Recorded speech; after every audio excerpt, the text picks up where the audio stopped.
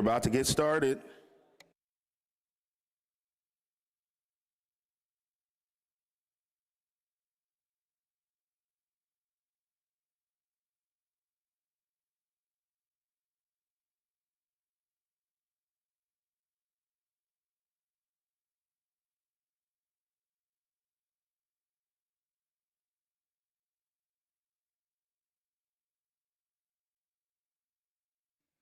Good morning. Welcome to day 3 of week 2 of our budget hearings. We're glad today to be joined by the largest department in our state's government, the Department of Human Services. So glad to have the Secretary and all of her team here, especially those teammates that live in the 186th Legislative District.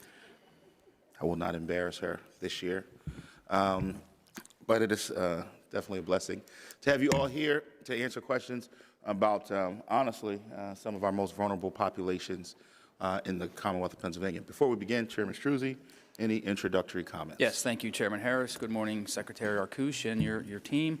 DHS all day today, so we're excited. So the governor is proposing a total general fund spend of $21.94 billion, 42%.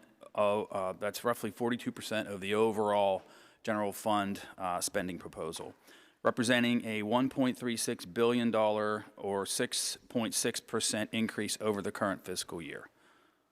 I think we should note, though, that $1.07 billion of that, or 79%, is attributable to medical assistance, capitation, and medical assistance community health choices line items. I think it's also important to note that general fund request could have been larger if not for the increase in the federal FMAP funding. So we were able to effectively reduce the appropriation by about $570 million thanks to that increase in the FMAP, which is the federal medical assistance percentage for people that don't know what that is. In last year's budget, I think we made some progress with some program integrity measures, and we're anxious to hear, how those are being implemented, if those have been effective. We also look forward to hearing about the SNAP error rate and your efforts to try and reduce that so that we're not penalized federally. So there's a lot to get through today. Obviously, we look forward to hearing your testimony and that of your team. And without further delay, let's get started. Thank you. Thanks, gentlemen. In the middle of the table is our timekeeper. We're going to be strict today with everybody on our timekeeper because we have a lot of questions on both sides, I'm pretty sure. And so we want to get as many questions in as possible. When the light turns green, that will mean that our members will be able to commence with their questioning. When the light turns yellow, that means that there's 30 seconds left.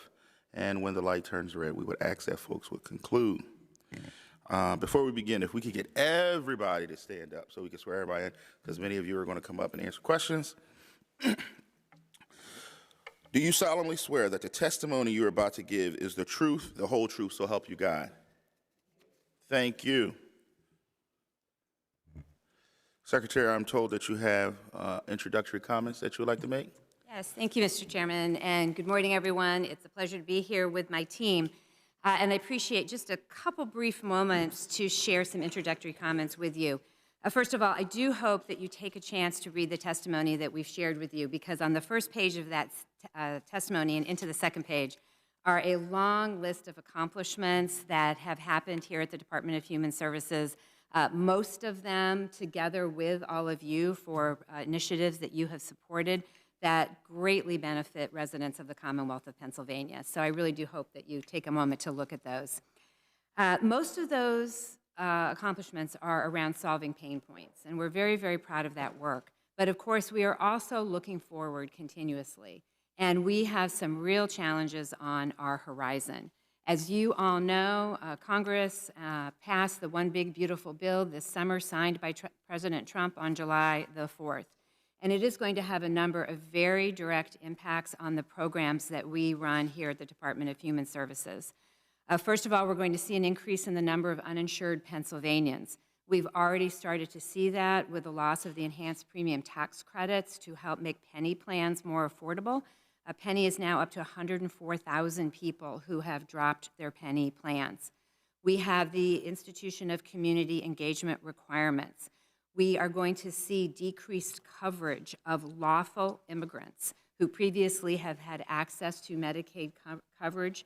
These are individuals here with lawful status. For most of them, that is going to be ending on October the 1st. We're going to see an increase in food insecurity, also related to some of those community engagement requirements. And not only might we see an increase in hunger, but we know from prior experience that when people lose access to SNAP, it increases their spend in Medicaid, particularly for individuals who have diet-sensitive conditions like like diabetes. So that is something we're extremely concerned about. And we also have looming, possibly as early as 2028, that would be the kind of worst case scenario, up to a $20 billion cut over that next decade to our Medicaid program. That is the worst case scenario, but it's a scenario that we need to be mindful of. So we are very focused on looking at 26, 27 and taking advantage of every opportunity that we can to reduce Medicaid spending in a way that actually helps Pennsylvanians. And the governor has proposed several initiatives with that very set of goals in mind. So first of all, he has proposed investments in health. These are a set of 3 programs that focus on food as medicine, housing supports for unhoused people with significant medical conditions, and a package of reentry programs. All 3 of these have been shown to reduce spending in Medicaid. And this is exactly what we want. We want to have a reduction in the spend of Medicaid by doing affirming things, people that keep people healthy in the first place, not just trying to cut services in some way. Secondly, he has proposed increasing minimum wage. I cannot think of a better way to have people move off of programs like Medicaid and SNAP because they have earned their way off. And so I just want to quadruple down on the governor's full-throated call to increase the minimum wage. We have net savings in our budget for 26-27 of about $50 million based on that increase in minimum wage. Investing in our child care workforce is going to be essential to achieving this because we know that people can't go to work if they do not have a place for their children to be that is safe and healthy. So the governor has continued to promote or to propose additional investments in our child care workforce. And of course, we always want to keep kids safe. And one of the ways that we want to do that is enhance Childline. And enhance it in a way that not only are there more individuals there with better training and more support and more supervision, but move toward a program where they can triage individuals who just need some simple help with certain support services in the community to that kind of help rather than full involvement in our child welfare system. So I think what you'll hear today as we go through all this, a lot of very forward-looking, smart investments that will produce savings. And at the same time, and I'm sure there'll be lots of questions about this, we are taking our role as very careful stewards of taxpayer dollars so seriously. And I'm happy to talk about all the work that we're doing to monitor our programs, to monitor for fraud. We work extremely closely with the Office of the State Inspector General and the Attorney General and the Department of State to refer suspicious activity for hopeful investigation and then prosecution where warranted. And so we have a very tight partnership with all 3 of those entities, and I'm happy to get into more of that today. So, Mr. Chairman, thank you, and appreciate the opportunity to be here. Thank you, Secretary. We're going to start with Representative Khan. Thank you, Chairman Harris. Thank you, Secretary Arkush, and thank you to your staff for your great work in the Commonwealth. You mentioned in your testimony about the H.R. 1, the big bill that was passed on July 4th, 2025. A lot of my constituents were very concerned about this bill. Not only did it explode the federal debt, huge tax cut for millionaires and billionaires, but also the effects on human services programs that we minister here in Pennsylvania. Can you talk first about how much of your budget actually is coming from the federal government at DHS? Yeah, well, what we typically talk about in these hearings is the state portion of the budget, which for 26-27, the governor has proposed about $21 billion. But if you add the federal dollars that come in through all of our programs, our total budget right now is about $64 billion, in that range. It's actually larger than the state budget. And how many people are currently enrolled in medical assistance and SNAP? So we have just under 3 million people enrolled in Medicaid. We have just under 2 million people that are enrolled in SNAP. And my agency touches literally thousands of other Pennsylvanians. One example of that is our incredible licensing teams license 11,093 total facilities across the Commonwealth. So this work supports, almost cradle to grave, from child care all the way to nursing home assistance, Pennsylvanians at every stage of life. Can you talk about the impact of H.R. 1 on these programs, medical assistance and SNAP here in Pennsylvania? Sure. So we're going to see the first tangible impacts of H.R. 1 in our budget in this 26-27 budget. And I'm starting with SNAP because those are the things that are impacting first. So every state in the country will now have to increase the share of the SNAP administration rate that they pay to 75%. Historically, it's been a 50-50 sharing of those administrative costs between the state and the federal government. And I just want to make clear, this has nothing to do with the error rate. This is a cost that is being pushed on to the taxpayers of every state in the country. Here in Pennsylvania, in this first year, it will increase our budget by $87 million. You'll see the lion's share of that in the CAO line, and then it's spread out in a few other places. And that is only a partial federal fiscal year, because the federal fiscal year starts October 1st. So next year, when we have to bear the full brunt of this, it will be about $120 million to go from that 50% of the admin share to the 75% of the admin share. The other cost that we're going to see directly this year is in our emergency Medicaid program. Emergency Medicaid is required by the federal government of any state that runs a Medicaid program. This is how we pay hospitals for care that is provided in an emergency to an individual here without any legal status of any type, and shows up in an emergency. And the FMAP for that is being decreased. So historically, since the Affordable Care Act passed, if a person qualified for emergency Medicaid because they were in the Medicaid expansion population, we got that 90% FMAP that anybody in Medicaid expansion receives. But H.R. 1 has dropped that down to the regular FMAP. That is going to cost us $18 million this year and about $24.3 million next year. There's also a number of IT changes. Right now, total, it's about $2.1 million.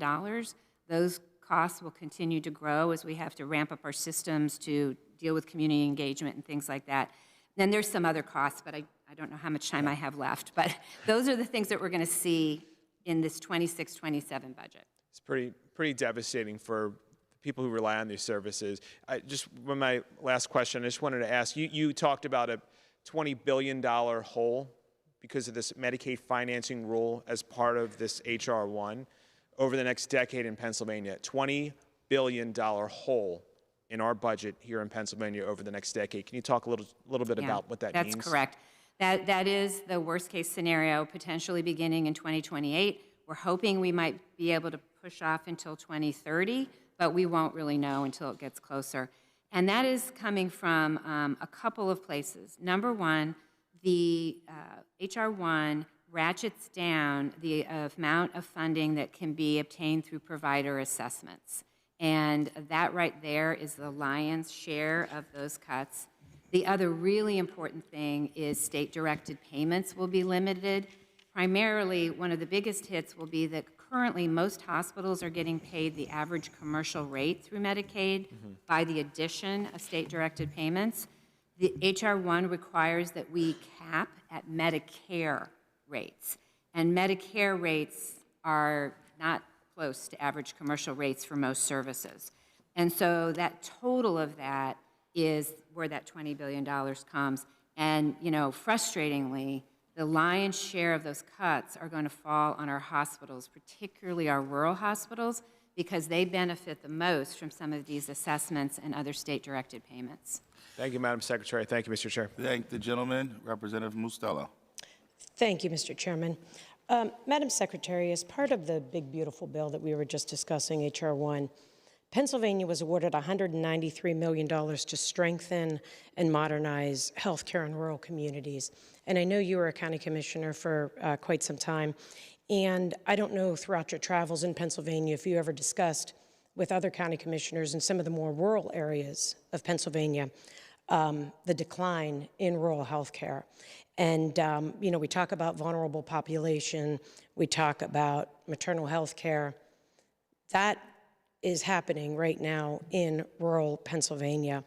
And I think it's very encouraging to see the new administration in Washington, D.C. recognizing this as a problem, because it seems it's been neglected for years in Pennsylvania, that there's some focus on it with $193 million being infused into Pennsylvania to help that vulnerable population and those you know, women who are pregnant and need the maternal health care that is not being provided to them in these areas. So with that, we saw the budget, or the governor's address, kind of lay out broad categories of how this money is to be spent and where it's to be spent. Can you please provide us some more details on that and what you're proposing to do with that? Yeah, sure. And first of all, I just want to make sure there's a packet of papers on your desk, and everyone's got this one that is all about rural health transformation. So I know I have very limited time, so I just want to make sure I draw your attention to this. So I think what's most important to understand about our rural health transformation plan is that rural health has been something that Governor Shapiro and this entire administration have been focused on since we walked in the door. And the reason is, I think I'd been here about 3 weeks when we heard from CMMI that they were no longer going to continue the Pennsylvania rural health model. They were ending it. That was a federal decision. So we have been focused on rural health from day one. We had the first convening that the governor pulled together in, I think, the fall of 23 or early part of 24. And then since then, we have now held, I believe, 10 or 12 rural health summits. Each of those summits involved all, you know, multiple counties and all the local folks, including the county commissioners. I mean, I really tried to get them to come because they're integral to this. And this entire plan has been built on what we heard at those rural health summits. And so this plan is very locally driven. It is not going to be driven from here in Harrisburg. There will be 8 rural care collaboratives that will be set up along the lines of the existing, some places call them PrEP, some people call them local development districts, but existing county boundaries that already are counties working together on economic development. And they will be able to prioritize the spending of the dollars. The dollars will be allocated to each region using a formula allocation, and then they'll be able to prioritize how those dollars are spent in their region based on what is allowed in this grant. And you'll see on the back of this the things that are being prioritized, maternal health being one. Mm-hmm. And so you've been working on this for 3 years now. How many closures have we had, especially in this Northwest, in the North Central? I mean, in these areas, there have just been closures all over the place. So, with, do you mean you know, with rural do you mean healthcare. Obstetrics or actual hospital closures? Hospitals, all Yeah. of it. I mean, So, it's not just hospitals. 3 that have stopped doing obstetrics, Right. Elk, Warren, and And they cover a Hattiesburg. lot of counties. I mean, it's not just they do. those. Yeah. And then, of course, Bradford just closed, announced that they're closing, and they were doing OB. And that one was particularly complicated because of their relationship, their owner relationship with a hospital in New York. And that made a solution very complicated. Okay. And when will you start? When will DHS start meeting with these areas, with the stakeholders, and how closely are you going to listen to them and making sure that, you know, sometimes the bigger providers may get a little bit. That's a very good question, one we were very thoughtful about. Yeah. So let me tell you, first of all, I think there's one thing that has not been widely understood about this grant.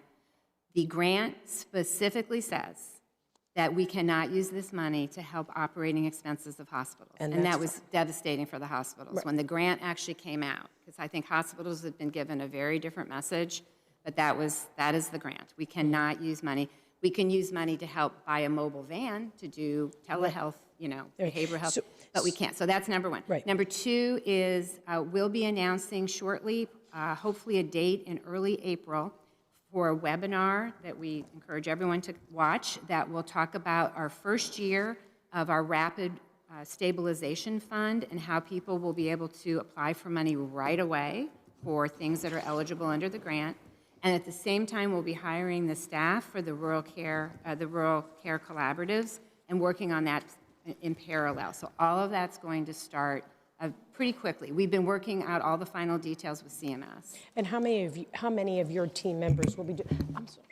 Please, I haven't asked it all for the past 2 weeks, 15 Mr. seconds. Chairman. All right, 15 seconds. Go ahead. How many members of your team will be conducting these interviews? Do you already have those, the members set from your team who are going to be doing this? Internally, we have 3 full-time staff on this grant, as well as one full-time special advisor and 1 part-time special advisor working on rural health, and a whole bunch of other members of my team. And then each rural care collaborative will have 1 staff person that will be hired by DHS. We're hoping to co-locate them with their PrEP or LDD in their region. Okay. And then they'll be convening tables. And the tables will be all the folks you mentioned at the beginning of your question. Okay, good. So, and I just have to get, if you wouldn't indulge me, Mr. Chairman, the grant specifically says that if a hospital is owned by some other entity, the people at the table at the RCC must be local hospital leadership, and we wrote that into the grant for all the concerns I know we probably Okay, share. great. I just worry about rural Pennsylvania. Thank you. Okay, Mustello gets a sad face for the day. Representative Frio. Thank you, Chairman. Secretary Arkush, thank you for coming here today. Last week we had our insurance commissioner here and talking about how the cuts have impacted Penny. And we've seen that, I think as you just testified in your opening remarks, over 100,000 people have been elected off of have elected to get off of Penny because they cannot afford it, or they're often making choices between feeding themselves or paying for a roof over their head and medical insurance. And then we add to that there's 300,000 people are going to be lost in Pennsylvania off of Medicare Medicaid eligibility. We're going to have, I think, about 500,000 more uninsured Pennsylvanians because of the big, beautiful bill. We already have 694,000 people who are uninsured in Pennsylvania. And we're looking at billions of dollars of cuts over the next couple of years. My concern is the business side of this, is how this affects hospitals and our network of providers for healthcare, because all those dollars are going to a hospital, and I believe federal law, hospitals have to provide uncompensated care for those for those uninsured. Can you tell us about your concerns on how this is going to impact healthcare providers in Pennsylvania and their ability to stay open? Yeah, so we're deeply concerned. And as we've already talked about a little bit, it's really going to be our rural hospitals that bear the brunt of this. So many of our rural hospitals, if you look at any sort of quarter of their business, are with a negative operating margin or at break even. Almost none have positive operating margins right now. So when I say that the brunt of these cuts are going to fall on those hospitals, that is part of that statement, is they're already hanging on by a thread in many cases. And I think that anything that the General Assembly can look at, I know Commissioner Humphreys has talked about the state stabilization plan, a way to even partially backfill some of those enhanced premium tax credits that have been taken away federally, would be something that is worthy of conversation and discussion. Anything that we can do to help keep people insured will be helpful. And then finally, I would point you to a report that the Hospital and Health System of Pennsylvania recently put out that did a very careful analysis of current state of hospital finances.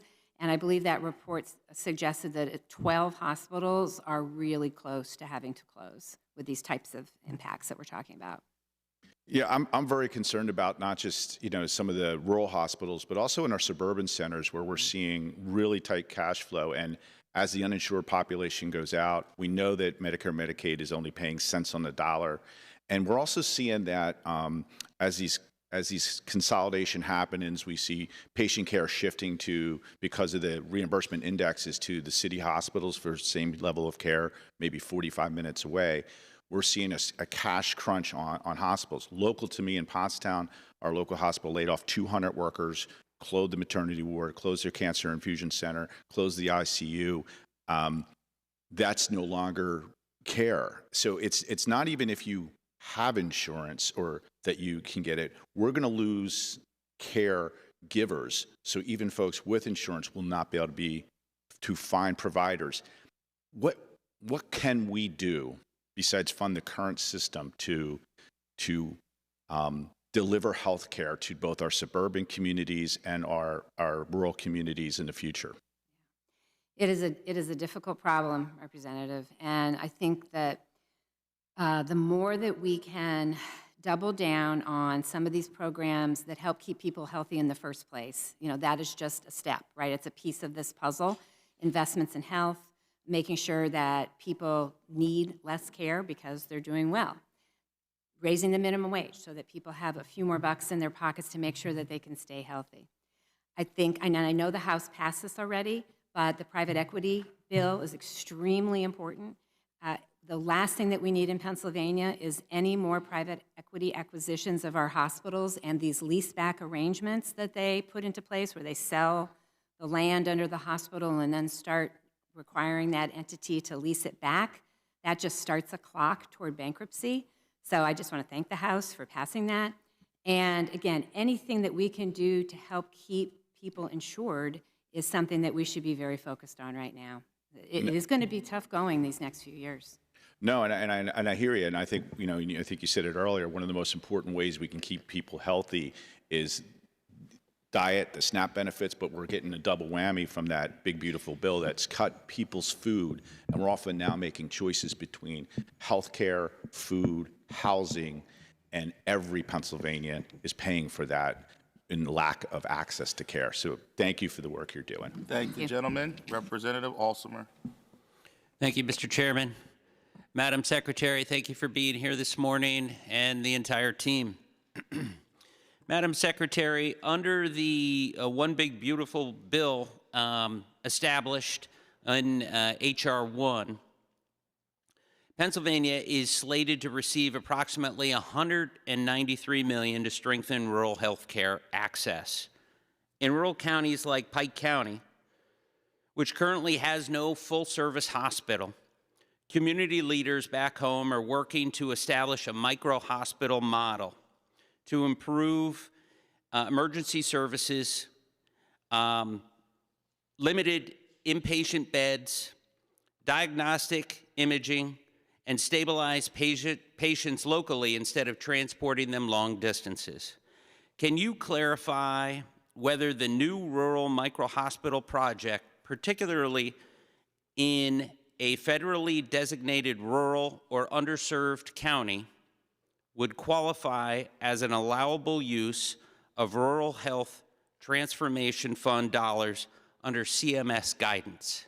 Yeah, great question. So Pike County, obviously, on the map here, anything that's colored in is eligible. So I'd need a few more details, but I can give you some broad comments. The hospital itself, like for instance, the construction of the hospital, operating expenses of the hospital would not be eligible. There's a little bit of funding, but it's capped, that can be put toward an electronic health record, but they're really trying to discourage use of the funds to pay for the initial installation of the electronic health record. There is funding that we can put in to connect that EHR to our health information exchange so that that micro-hospital could become connected to our whole health information infrastructure across the state, which I would encourage.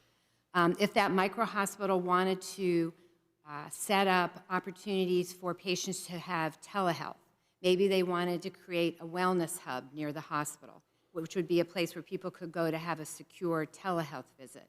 Those types of things we can put money toward. We can put money toward buying a telehealth mobile van so that services could be taken to where people are, behavioral health or maternal services.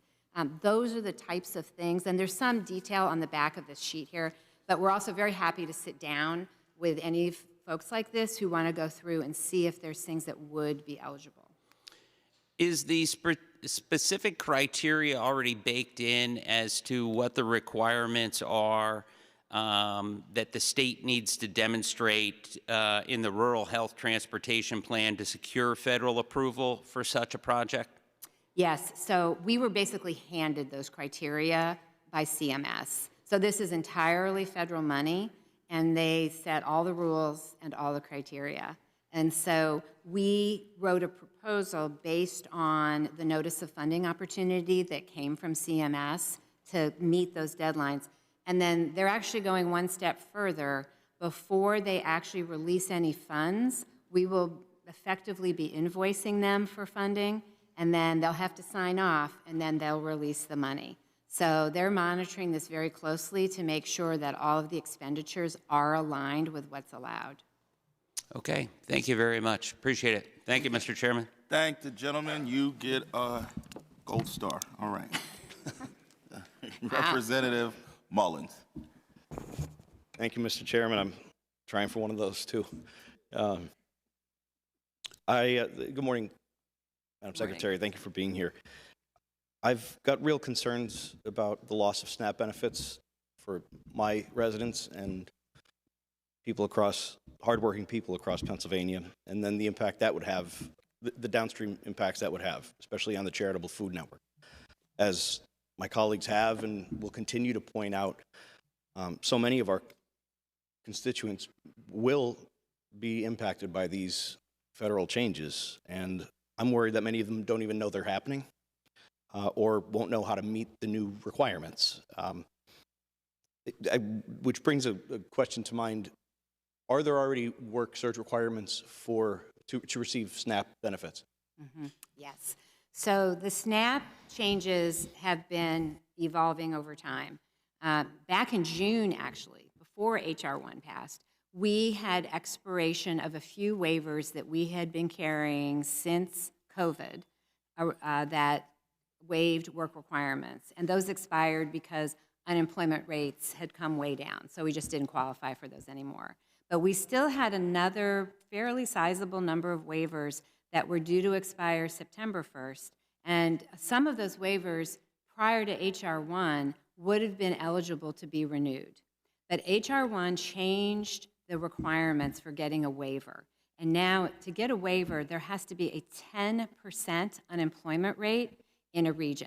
Obviously, Governor Shapiro's done a pretty good job of attracting businesses and growing jobs here, so we don't have a 10% unemployment rate, thankfully, anywhere in the Commonwealth.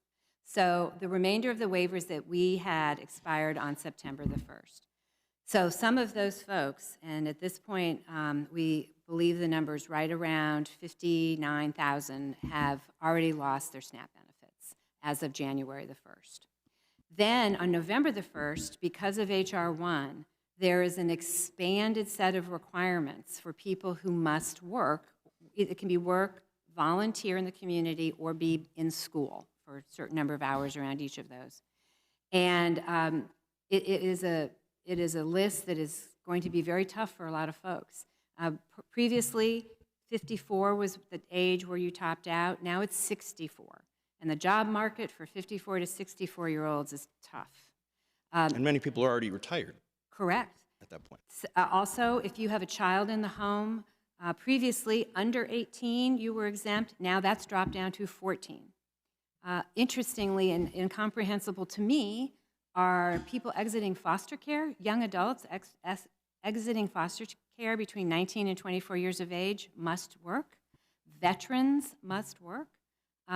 Homeless individuals must work, although I will say we do have some discretionary waivers as a state, and we have chosen to use them for unhoused individuals because it is very hard to get and keep a job if you are unhoused. And so we want to do some of this other work to get those folks housed and then help them get back into the workplace. But that's what we're looking at right now. I really appreciate that thoughtful answer and reminding everyone just how stringent the existing work requirements already were. Yeah.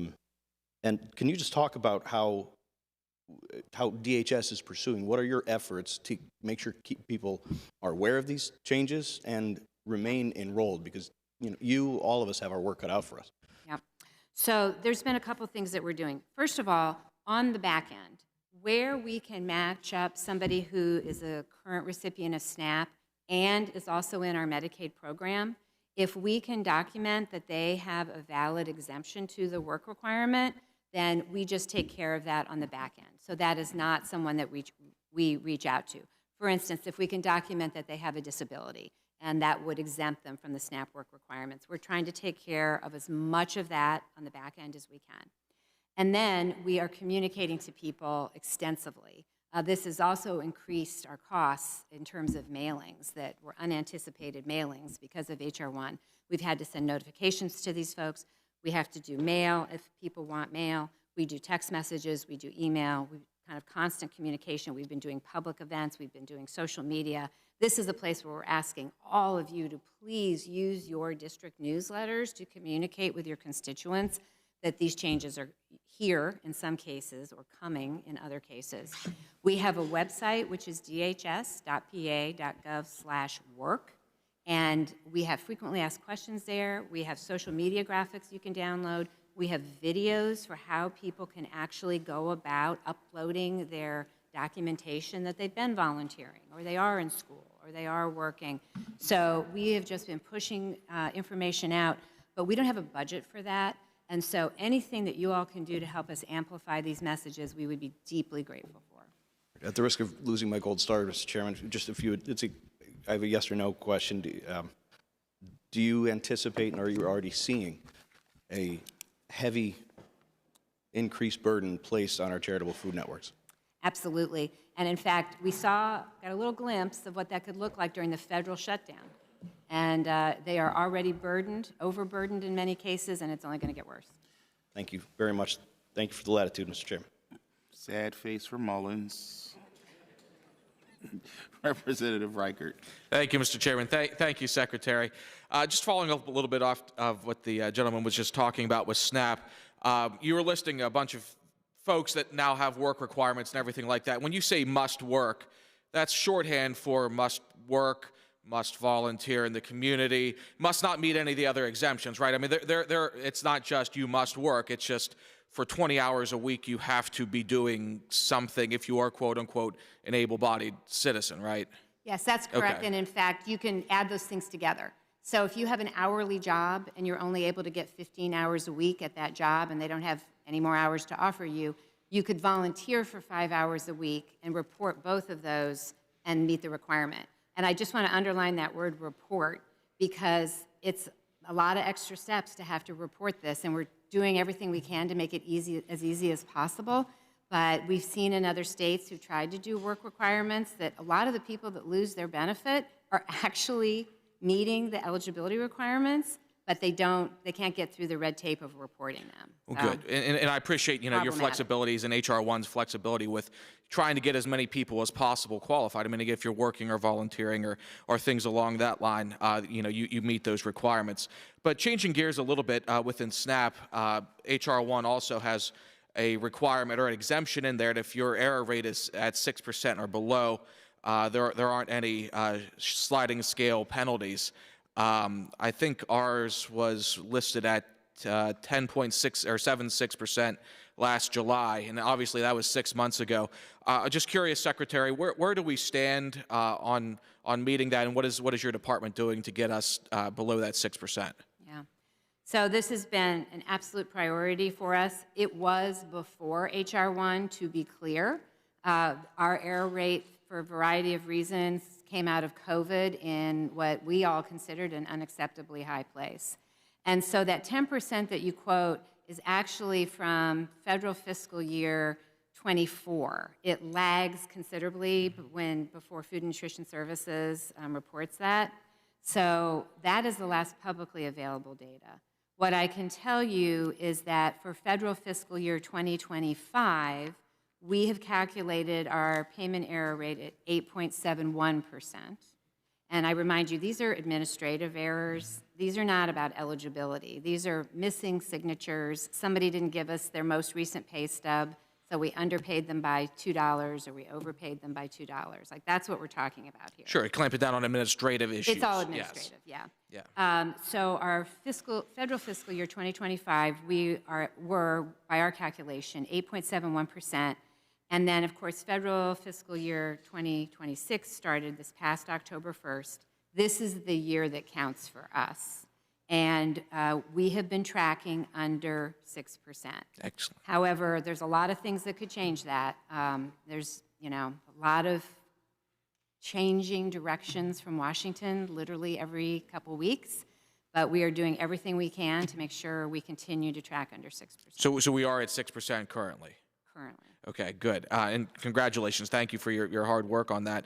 Because I believe the penalty would be something like $675 million. So is that penalty budgeted in? Is that part of your appropriations request? Or are you anticipating keeping under that 6%?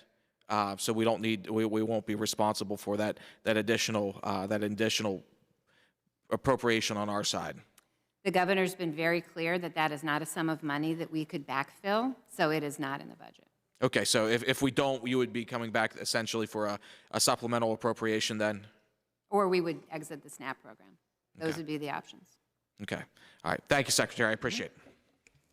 Thank the gentleman. Representative Fleming. Thank you, Mr. Chairman. Good morning, Dr. Secretary Arkush, and the rest of the DHS team. Thank you for being here today. So I'm going to start with an issue that's near and dear to my heart, child care, which is so needed for us to have a workforce and so necessary for the development of children, quite frankly, to have safe, high-quality child care. And I'm really proud standing here today that this body last year in our prior year's budget passed $25 million in recruitment and retention grants for our child care workers who are woefully underpaid. I think your point in your introduction about raising the minimum wage would help lift that tide and that pay scale for our child care workers. But it included $25 million to provide a $450 payment to recruit and retain child care workers here in Pennsylvania. How many child care workers up to this point do we know have received that payment, and how much is available to recruit new workers in this area?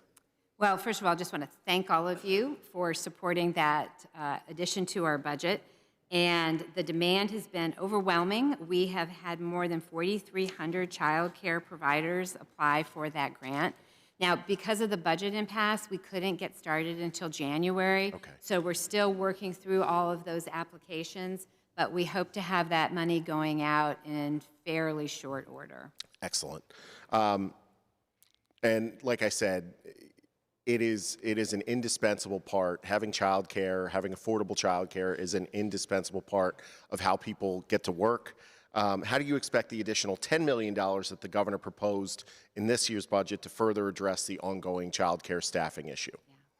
So I think what's really important to think about with this funding is that, these are all small businesses, right? Mm-hmm. And they're often women-owned small businesses, and they don't have a lot of unspent funding. In fact, a lot of these owners don't even pay themselves, or certainly don't pay themselves every single month.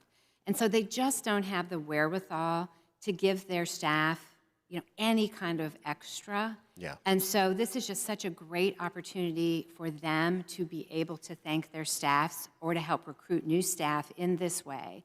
And with the extra $10 million, we should be able to offer at least about a $650 bonus, depending upon how many people actually apply. Excellent. Might even be a hair more than that. Yeah. And again, just a way for these child care providers to thank their staffs and send the message to their staff that we care about their staff too. Yes. From the governor on down, that everybody here in the Commonwealth knows how important they are to our kids, and how important they are to our economy. And so I'm very, very hopeful that you will agree to that additional $10 million. I think it will make a meaningful difference for these providers to both be able to retain and to recruit staff. Yeah, and I want to say, after last year's budget proposal, I I appreciated you and the governor attending an event at Cross Point Child Care Center in my district, so it's really important. Switching gears really quickly to GLP-1s and GLP-1 specifically for Medicaid patients and those on medical assistance. GLP-1s are not currently covered. Has there ever been a time when GLP-1s were covered under medical assistance? So GLP-1s are currently covered for a number of indications. Okay. Those indications include diabetes, obstructive sleep apnea, heart failure, and MASH, which is I'll spare you the medical name of it. It is a liver condition. I'll just leave it at that. And we have been covering GLP-1s for those indications as they've come on board since really the early 2000s. Yeah. We added the coverage of GLP-1s just for weight loss a couple of years ago. Okay. And it quickly spiraled into a significant amount of use. This past spring, we were already, as you're very aware, getting ready to put into place some pretty stringent prior authorizations for the use of those GLP-1s. And then H.R. 1 passed, and we saw some of the budget pressures that we'd be facing in these next years. And simultaneously, our state budget was caught up in some pretty tense negotiations. And so we took efforts to get our Medicaid budget aligned with where we thought the 25-26 budget was going to land. Okay. The challenge for us as always is that our Medicaid contracts run on the calendar year. Right. And of course, our budget does not, our state budget does not. Of so course. we're always sort of 6 months playing behind or playing catch up.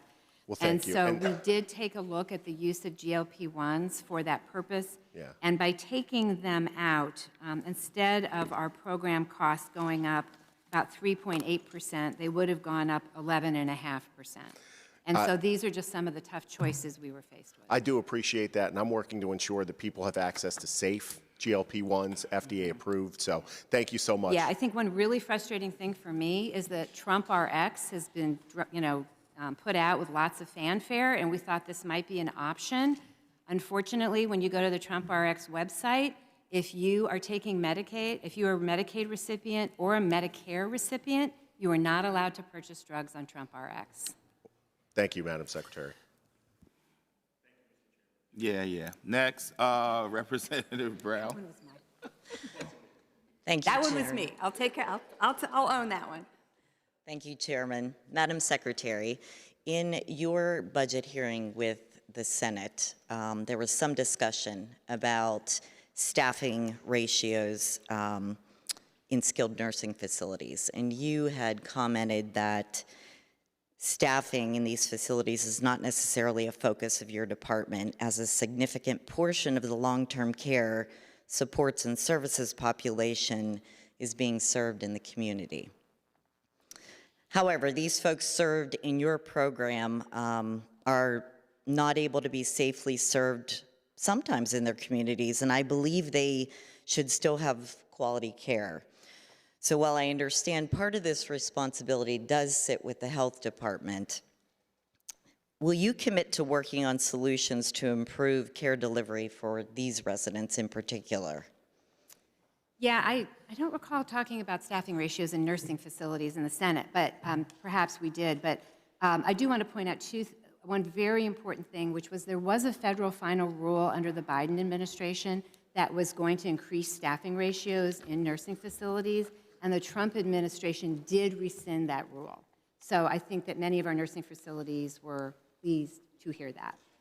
We are always happy to focus on quality, and one of the programs I neglected to mention when I was testifying in front of the Senate is that the Department of Health has a fantastic program called the Long-Term Care Quality Transformation Program, and this was a program that grew out of some of the challenges that we all experienced during COVID. I certainly experienced them as a county commissioner trying to help our county nursing facilities. And they have got some fantastic data and information, and I hope that that is a program that we can all get behind and support, because they're doing it, I think, probably exactly what you would want to see, providing additional training to staff, making sure they have the proper supplies, all sorts of things to help improve quality. Yeah, and again, that's the health department. And despite what the Trump administration is doing, we still have the ability to do things in PA to make a difference. So I just hope that you'll be able to work in unison with the Department of Health to ensure these staffing levels, because it's a big problem.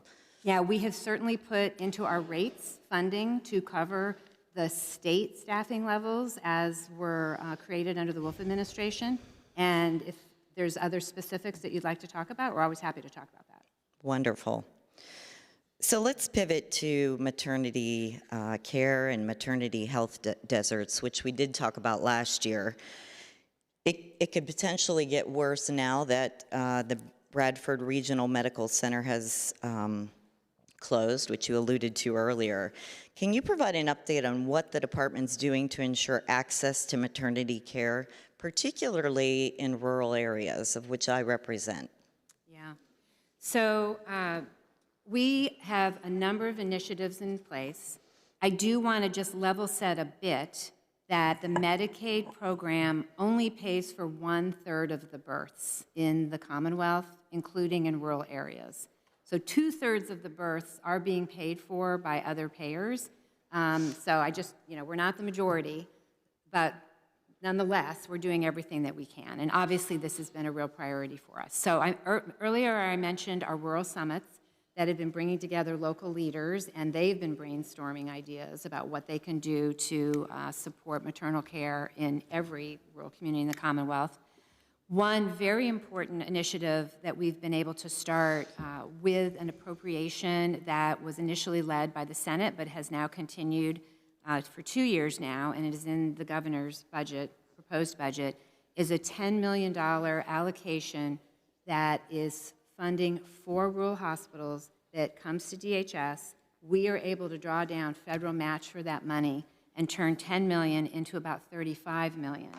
And we distribute that money to our rural hospitals using an allocation formula. And the number one thing on that formula that you get points for as a hospital is doing obstetric care. So we're very much trying to put our money where our, priorities are. So hopefully that will be in the governor's, continued in the governor's budget, and we'll be able to do that for a 3rd year. That's good to hear. And I was fortunate enough to attend one of the rural summits with the Momnibus, and there was a lot of good information that came out of that. But just real quickly, we always hear about liability insurance for specialty providers like OBGYNs and the impact of keeping these practitioners in underserved communities. Do you have a professional opinion on this challenge and how we serve it? Yeah, it's definitely a challenge, and I think it's one that you should speak with your local hospitals about how they see that challenge and what the impact is for them. We have been looking at workforce issues across the board as part of developing the Rural Health Transformation Plan and what we can put dollars toward. And one of the things that we have uncovered is that obstetricians can be employed by federally qualified health centers. And we are very fortunate to have FQHCs in most of, or near many of our rural counties. And if an obstetrician works for an FQHC, it's like working for the VA. You are protected from being sued because it's considered a government entity, but that doesn't protect the hospitals. And so I think that sitting down with HAP, sitting down with your local hospitals to strategize over what would actually be most helpful for them, I think is where this conversation needs to go next. Okay, thank you. Thank the gentlelady. Representative Young. Good afternoon. I don't know. Good day. Happy Wednesday, everybody. Still morning. In the current budget, the General Assembly provided funding to increase rate for home care workers that are directly employed by the person that needs the care. Can you tell us the status of this rate increase? Yes. We actually published, so let me just take one step back. So you were referring to the participant-directed program. This is the program where an individual who qualifies for, or I should say is a nursing facility clinically eligible, meaning that they have care needs that would potentially allow them to go into a nursing home. They can choose to hire a direct care worker themselves directly, and they become the common law employer, or they can choose to go with an agency. And so the governor proposed in his budget for this year to increase the funding for those participant-directed workers, as we call them. And it was very important because those workers don't work for an agency. So they didn't get any benefits, and they often made less money on average than some of the agency-employed workers. And so this increase was an effort to start to get them closer to some parity with workers who work for an agency. On Friday, we published the bulletin in fee-for-service about what that would look like for workers who are in the Act 150 or the OBRA programs. And it's about an 11.4% increase for those workers. And then we've been working with our 3 MCOs, our Community Health Choices MCOs, giving them all this information and data and working with them on a communications plan to each of these participants and making sure that service coordinators go out and work with those participants so they understand how they can effectuate this pay raise for the folks that are part of a managed care organization plan. Okay, thank you. I also see that in the proposed budget, it did not include a proposed rate increase for the home care agencies. We know that it is getting more difficult for home care agencies to recruit and maintain staffing at the current rate levels. Do you think by increasing the home care agency rates, this will help to recruit and retain staff that provides these services? And what other ways should we consider addressing the shortages in home care agencies? Yes, so I very much understand that many of them are struggling to hire employees. We continue to encourage agencies to negotiate with managed care organizations. They have every right to do so. The managed care organizations are not held to fee-for-service rates, and agencies always have the opportunity to negotiate with a managed care organization, so we always encourage that. And if the General Assembly wants to bring a plan to the conversation for this budget about how to take steps to potentially increase that, I think everyone would be happy to look at that plan. It is a costly undertaking, and there are so many pressures under our budget right now that I think it's an area where we really need a lot of agreement across aisles and across chambers that this is a priority. But if you want to bring us that, I think everyone would be happy to take a look at it. Oh, okay. Thank you for that. I'm going to switch gears a little bit around human trafficking and coordination of services. We know that when individuals are saved from trafficking, they often need a lot of different services. It's very complex and nuanced as they're trying to transition back into the community. How does DHS help survivors like those of human trafficking get the trauma-informed services they need? And how are you working with providers to ensure that these survivors get coordinated services met specifically for their individual needs? Yeah. So obviously this is an extremely vulnerable population and one that we do everything that we can to help. Thank you. I didn't read it. From our standpoint, usually we become aware of these individuals because somebody has called Childline, or there's been a referral from a local law enforcement agency or sometimes a district attorney.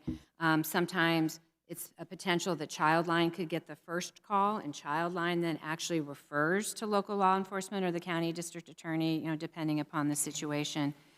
And then this is one of those areas where it can quickly get complicated. A number of these individuals are unaccompanied minors, or they're unaccompanied minors from other countries and don't have any status in this country, and some of that care and support we've been able to provide is now under question due to H.R. 1. So those pieces are of concern to us, and we're not exactly sure how that's going to sort out. But if it's a child that is an American citizen, then we work with all local resources to make sure that ideally their interview is conducted in a way, maybe through a child advocacy center, where it is a trauma-informed interview. It's done one time and it's recorded to minimize the re-traumatization from multiple interviews. And then we try to find an appropriate home, either through foster care or through our kinship program, to get that child stably housed. and then we just kind of go from there. So they would come into our system the way any child would, and we would provide all resources that we're able to provide. Very helpful. Thank you so much. I look forward to continuing working with you. Thank you. Thank the gentlelady, Representative Nelson. Thank you, Mr. Chair, and welcome, Secretary. Before we get in the questions, I just wanted to give a huge thanks both to the staff behind you and your additional staff in the back. Really, we've helped a lot of families, navigate what can be a really challenging situations at times. And so thank you for the good work that you're doing. I'd like to start out digging a little bit deeper in the maternal care area. I appreciate the handout with the rural health transformation and those grid lines. I do have concerns that, our cities more politically powerful cities may try to gobble up some of those transformation dollars in the effort and area of maternal health. But specifically, can we talk a little bit more about the liability issue?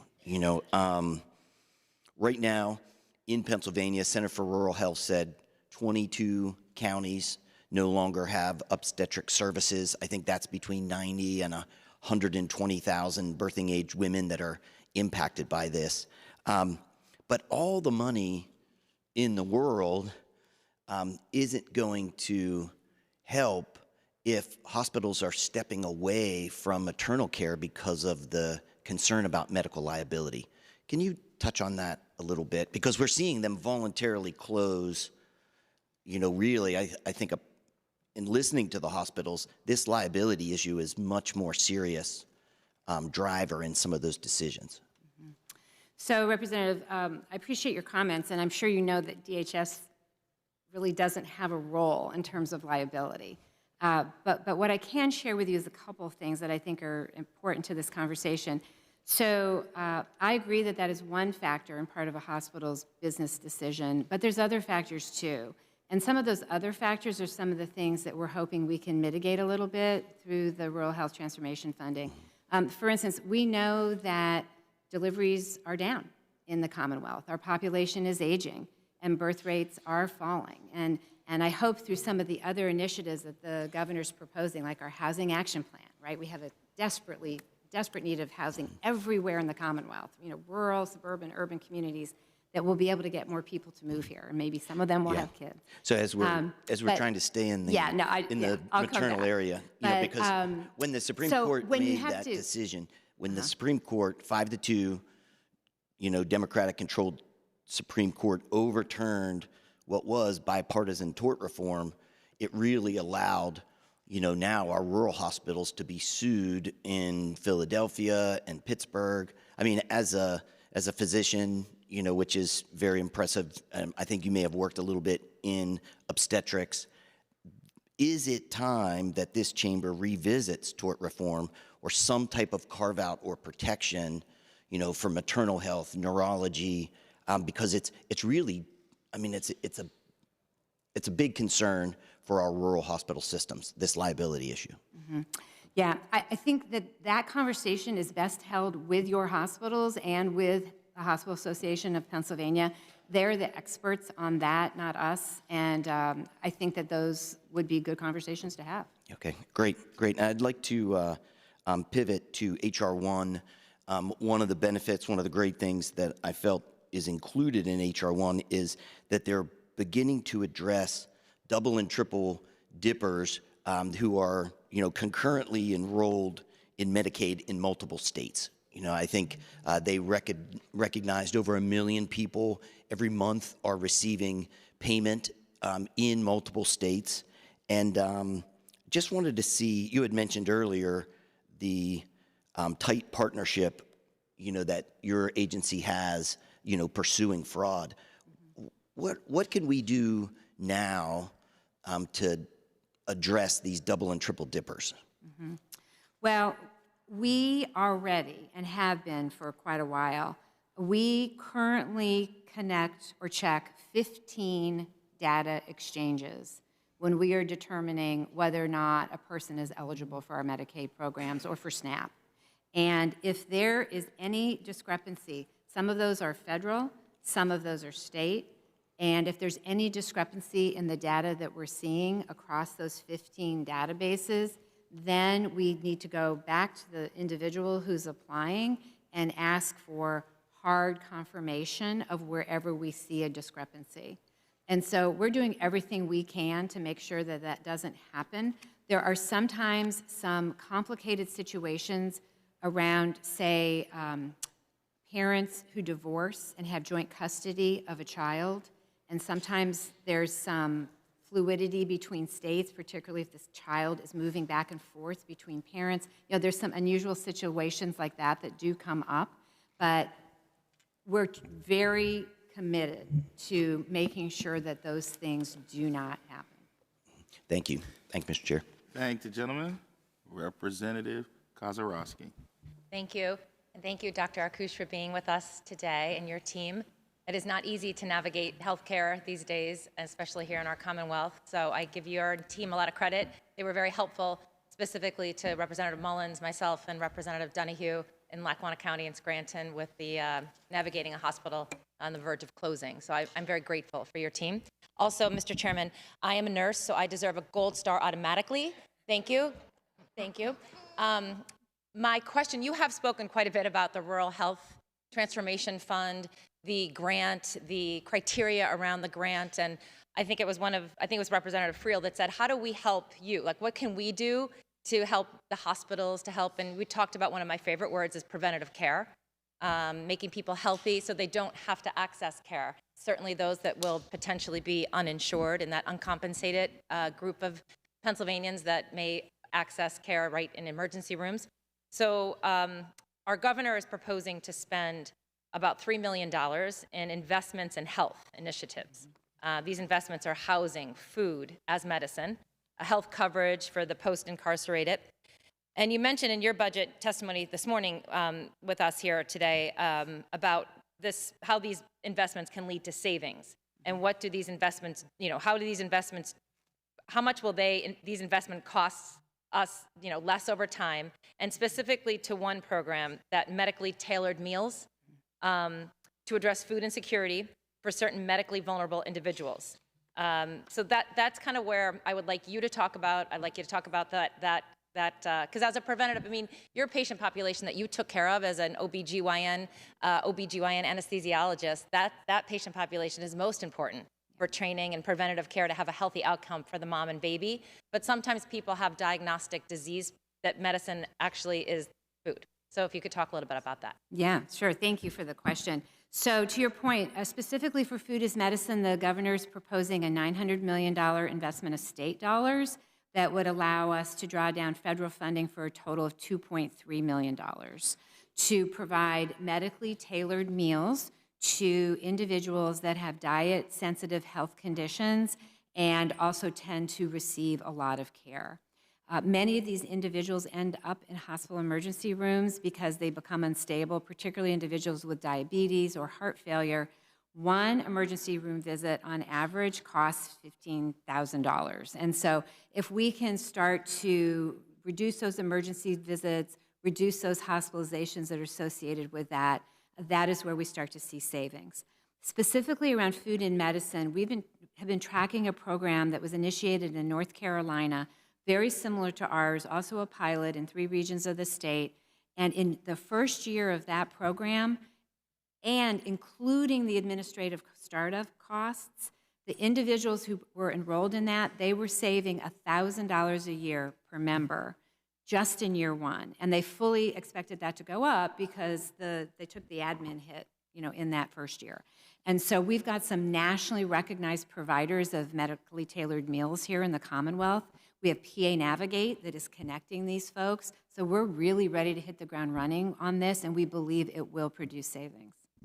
Yeah, sometimes that's what we don't do, that preventative care part that ends up in the long run keeping patients out of the hospital, whether it's a slip and fall, whether it's safety, being in their home, but certainly healthier living choices so that we don't end up having that kind of cost. So thank you very much. Thank the gentlelady. Representative Flood. Good morning. Thank you for being here. Madam Secretary, shortly after last year's budget presentation in February, your Home and Community-Based Services, HCBS, rate and wage study in the Office of Long-Term Living was released, demonstrating rate inadequacies that exist in HCBS. Specifically, it showed that a 44% rate increase was necessary for residential habilitation services, which are services utilized by individuals with brain injuries to help them live independently in their communities. These specialized services empower individuals with developmental or intellectual disabilities to achieve greater independence in their life, richer participation in their communities, and tailored supports promoting health, safety, and personal growth. Can you tell me how many individuals in the CHC program have a brain injury and how many are receiving residential habilitation services? Because I think it's very helpful to get a better understanding of the scope of individuals that are being served. Sure. Yeah, thank you for that question. So as of June 2025, we have 1,889 individuals who are identified with a brain injury in the Community Health Choices program. And looking at encounter data, we have that 237 of them chose to receive services through one of our residential habilitation service providers. So why aren't the entirety of the population within the CHC identified with brain injuries receiving these services? Is it a lack of capacity? No, not at all. We have no evidence of any waiting lists or anything like that. Brain injury is a spectrum of outcomes. And so some people may need a residential habilitation level of care. Others may have a relatively minor injury that can be managed with outpatient physical therapy, speech therapy, occupational therapy, and they don't require the kind of much more intensive services that are provided through a residential habilitation provider. We also have cognitive rehabilitation providers in 90 service locations who are providing work. So there's many, many ways that someone with a diagnosis of a brain injury can get services. There's not distinct brain injury provider types in our program. It is really about services that are provided to people with a brain injury. And we have a very comprehensive set of services. In fact, it's more comprehensive than it was under the ComCare waiver that Community Health Choices replaced. So it's my understanding that rates for these services have not increased in over a decade. And it's becoming increasingly difficult to find providers who provide these services. About 25% have turned away referrals. Are you aware of those challenges? So I think that this is where the history here is important. Before Community Health Choices existed, and it's in its 6th year now, there were 5 different waiver programs. One of them was called the ComCare waiver, and that was specifically for people with a brain injury. And that had been around for a long time. And so I think that providers built these brain injury services to take advantage of that waiver. And then when CHC was created, that waiver and 4 others were rolled into Community Health Choices. And so the way that some of our providers continue to think about these services doesn't exist anymore. That provider type does not exist in our system anymore, but all the services exist. And those services have been getting the rate increases through managed care organizations year over time. They may need to, and we're always happy to sit down with providers and talk this through with them, they may need to think about how they are qualifying themselves as residential habilitation providers, how they're billing for these things. We have urged many to enroll in Medicare because many of the services Medicare will reimburse that sometimes Medicaid won't. You know, there's a way to go about this, and we're happy to talk with anyone who would want to have that conversation. What is your department doing to provide the needed increases in rates to ensure individuals with brain injuries are getting the services that they need? Since your own study showed significant deficiencies, are you planning for a future increase? Well, first of all, I just want to address one of the things that you just said is we don't have any evidence that these individuals are not getting the services that they need. We've been carefully looking for any evidence of wait lists or unmet needs. We don't see them. And anyone, and most of our folks are part of a managed care organization, they have service coordinators who, if a participant was having unmet needs, we would know about it. And so, again, the providers are always available or able to negotiate with MCOs. The MCOs are not bound to fee-for-service rates. Providers can always negotiate with them. And we are always happy to sit with providers and help them maybe look at this program in a different way than it used to be when there was the ComCare waiver. Thank you. Thank the gentlelady. Representative Abney. Thank you, Mr. Chairman. Thank you, Madam Secretary, and your staff for being here. We talked a little bit today about food insecurity. We talked a little bit about healthcare. I want to touch a little bit on housing. And we know that the governor's recently rolled out his Action Housing Plan, and it cuts across initiatives that cuts across multiple departments. And in the budget proposal, I believe there was $1 million set aside for a housing initiative to be funded through medical assistance. Can you talk a little bit more about, really broadly, the health impacts for folks who are dealing with a lack of access to stable housing? Yeah, thank you for that question, Representative. So we're all very excited about the Housing Action Plan. It was a joint effort between DCED, DHS, PHFA, several others. We, again, had listening sessions all over the state, and housing is a problem in every single community in our Commonwealth. And specifically, what DHS is bringing as part of the solution is to pilot this program that with a $1 million state investment, we could bring additional federal money to a total of $2.5 million to address the needs of individuals who are unhoused and are frequent users of hospital emergency rooms because they have nowhere else to go and really no other way to manage their disease. So these will be individuals that have serious medical conditions, diabetes, heart failure, things like that. Imagine trying to follow a treatment plan that maybe requires multiple medications. Maybe one of those medications needs to be refrigerated, and you are literally living in your car or in a tent somewhere.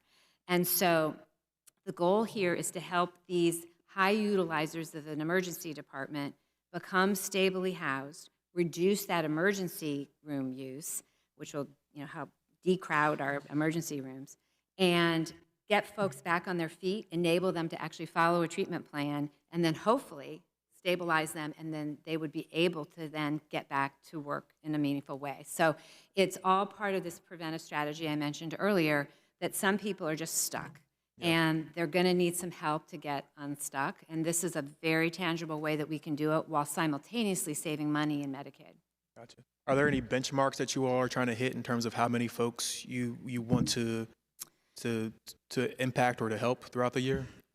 I don't know if I have that number in front of me. Do you have it? Okay. Gloria's going to get that. Yeah, I think we do have that. And also, I did want to point out, and I haven't had a chance to mention this in any of the other questions about this, these pilots will be independently evaluated by the Medicaid Research Center at University of Pitt. And so you won't have to take my word for the fact that we believe these things will save money. We're going to actually have an independent set of researchers that will be evaluating savings. So it does start off relatively low, but in fiscal year 26-27, we predict that we could impact 249 individuals. I'm sorry, say that one again, how many? 249 individuals. Okay.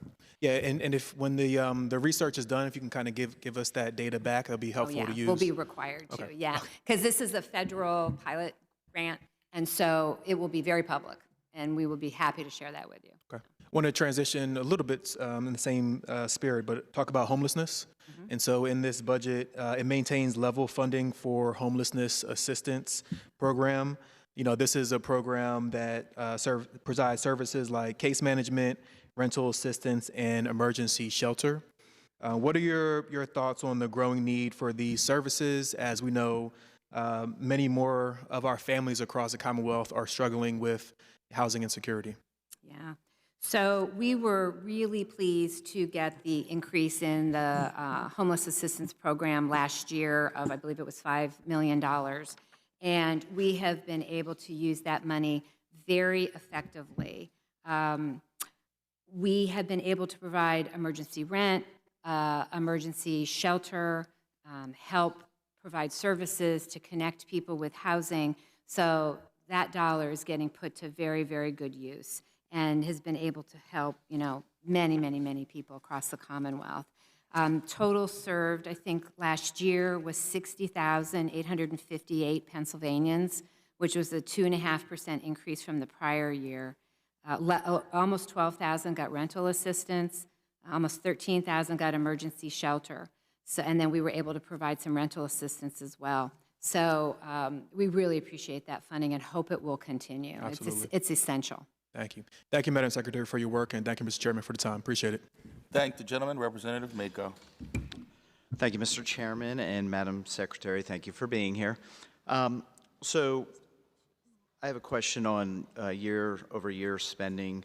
Your budget continues to increase year over year, and based on my calculations of recent history, the Department of Human Services budget has increased at least 5% annually. The 26-27 budget is an increase of $1.36 billion in our state general fund monies. That's a 6.6% increase this year. And I understand that that increase has statutory requirements, federal requirements as well. But as we look at the budgetary out years, and don't get me wrong, I think your department is extremely important. You're taking care of some of the most vulnerable populations that we have. And that's where my concern comes with this question.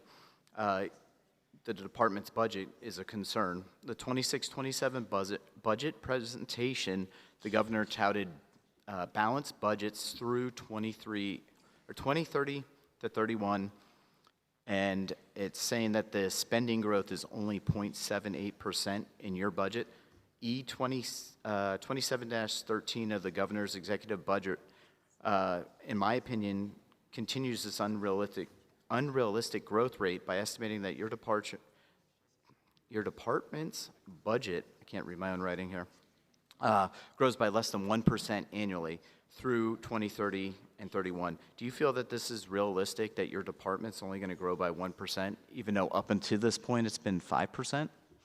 So as you know, this is the way that Pennsylvania does budgets and has done for many, many years. It's very consistent with the historic proposed budget constructions. We account for statutory mandates.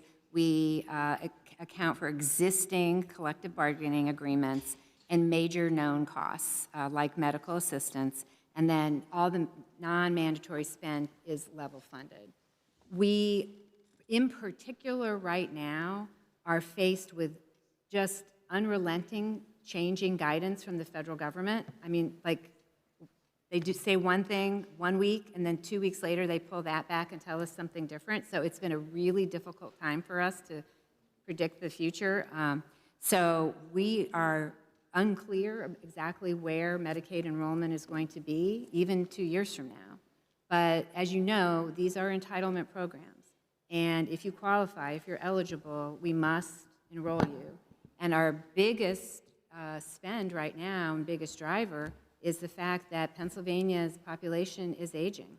And we have many older adults that are qualifying for our Community Health Choices program, and many of them would potentially be in nursing facilities. Many of them are nursing facility eligible, and one of the ways that we're actually controlling costs is to care for them in the community, which is less expensive than a nursing facility. And I get that, Madam Speaker, or Madam Secretary, my bad.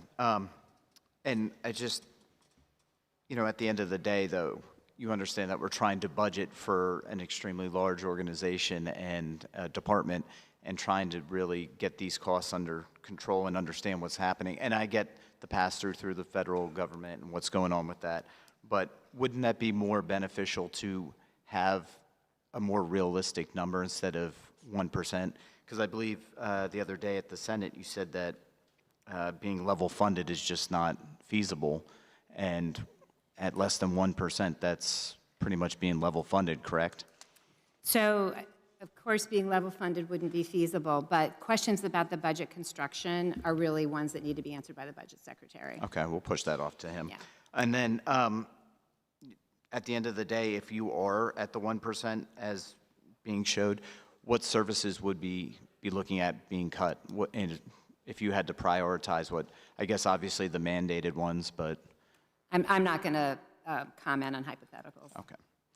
No, I just, looking at the budget, I had another question, and then hearing your initial statement, you were talking about an increase in SNAP from 27 to 28. That's 120 million, I think you said, is an increase. That's already blowing through half the 1%, so that's a concern of mine.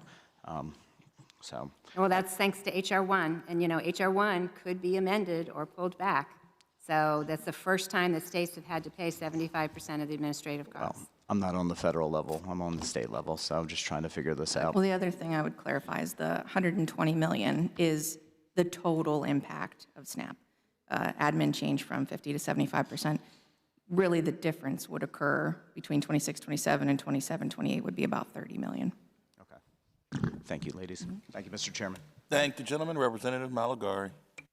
Thank you, Mr. Chairman, and great to see you again, Secretary Arkush, and to your entire team. Thank you for being here with us today. I have a lot of questions, so bear with me. But I'll start off with county-based mental health services. You served as county commissioner before in Montgomery County. Great to have somebody from Montco back here at the helm again.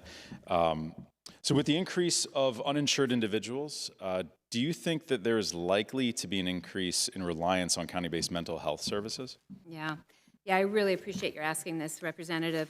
So as you know, the governor has, over the first 3 years, asked for a total increase of $60 million to county-based funds. County-based funds had not been increased since like 2007 or 8, and in fact, they were even cut in 2012 under the Corbett administration. We're very so happy that the General Assembly has awarded $40 million of that $60 million, and the consideration for our counties is going to be more important than ever. County-based funds are used to care for individuals who are uninsured or underinsured. That is one of their uses. And I think what's very important is I want to highlight that the counties have really stepped up, working with our OMSAS team. Our team put together a consolidated community reporting initiative, because one of the criticisms that we heard from the General Assembly was they didn't understand how this money was being spent by counties. And between the leadership from my team and the county stepping up, as of December of 2025, 97% of the counties or joinders have submitted encounter data for dates of service in 2025. And that includes everything from client level data that includes dates of service, procedure codes, diagnosis codes, demographics, billing and rendering providers, et cetera. So if anyone is interested in exactly how that money is being spent, we can give you a lot more detail on that. I appreciate that. And we already are seeing that counties are continuing to see that increased need for services. Do you think that they'll be able to actually manage this with this increase in need with the level of funding as proposed in the budget? It is likely to be challenging for them, particularly as we've seen already, 104,000 people having to give up their penny plans. We know that there's going to be many more uninsured in the Commonwealth this year. There are other steps that we've been implementing around this, including all of our crisis response services, as well as 988.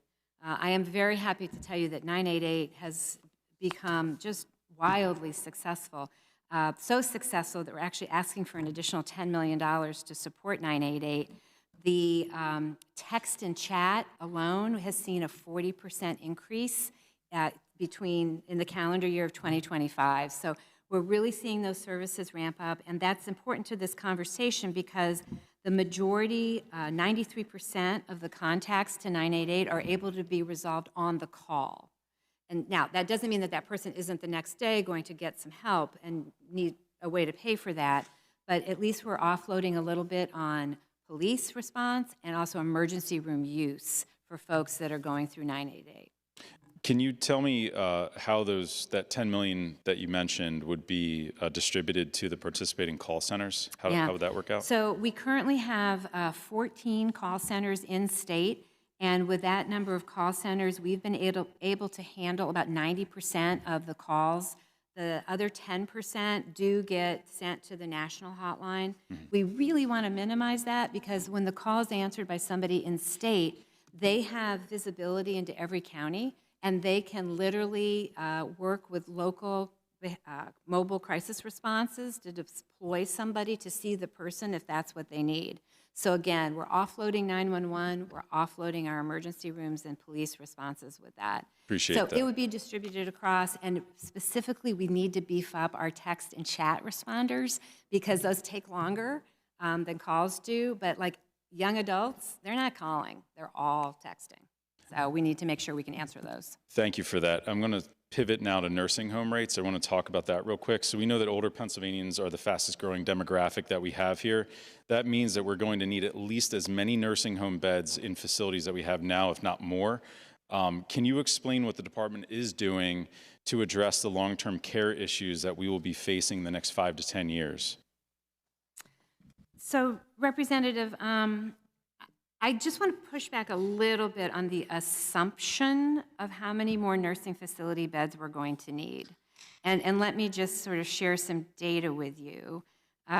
In January of 2018, we had 80,700 individuals in home and community-based services and 57,000 in nursing facilities. Today, we have 150,000 people in home and community-based services and only 42,000 in nursing facilities. Because of the success of community health choices and the ability to serve people in the community, older adults are voting with their feet. And in fact, we have programs in place that are actually transitioning folks from nursing facilities back into the community. I think last year we had about 1,500 or 1,700 of those. So I don't know that I would necessarily agree with you that we're going to need more nursing facility beds as we look forward. I appreciate that. Yeah. Okay. Well, I thank you for your responses and look forward to later questions. Thank you. Thank the gentleman. Representative Rigby. Thank you, Chairman Harris. Thank you, Madam Secretary, for being here. It's my understanding that the exemptions to the community engagement requirements still exist, including living in a household with a child under 14. To clarify, in theory, could several adults who are not the parents or direct caregivers of the dependent child be exempt from these community engagement requirements simply because they live in the same household?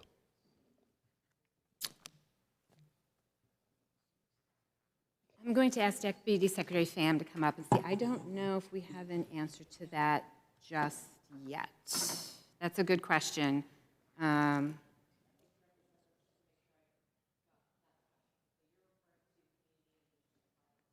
It's not. Yeah, the mic's it's not. not That on. mic's not on.